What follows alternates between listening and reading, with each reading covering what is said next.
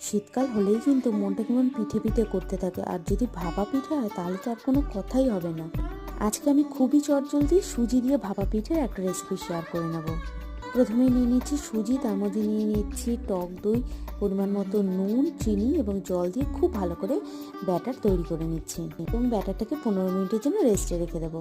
একটা প্যানের মধ্যে গুড় এবং নারকেল কোড়া নিয়ে একটা পুর তৈরি করে নেব। ব্যাটারের ঢাকনিটা তুলে এর মধ্যে দিয়ে দিচ্ছি বেকিং পাউডার এবং বেকিং সোডা। পুরটাকে লম্বা লম্বা একটু শেপ করে নেব। এখন ব্যাটারটাকে দুটো গ্লাসে নিয়ে নেব। গ্লাসের মধ্যে একটু অয়েল ব্রাশ করে নেব। একটা হাতার সাহায্যে গ্লাসের মধ্যে ব্যাটারটাকে ঢেলে নেব। গ্লাসের অর্ধেক পরিমাণে করে ব্যাটারটা ঢালবো এবং তার মধ্যে পুরগুলোকে দিয়ে দেব। একটা কড়াইতে জল গরম করে গ্লাস দুটোকে বসিয়ে দেবো এবং ভাপে 15 মিনিটের জন্য বসিয়ে দেবো। একটা কাঠির সাহায্যে দেখে নেব ভেতরটা পুরোপুরি তৈরি হয়েছে কিনা। গ্লাস থেকে পিঠেটা বার করে গোল গোল পিস করে গরম গরম পরিবেশন করব।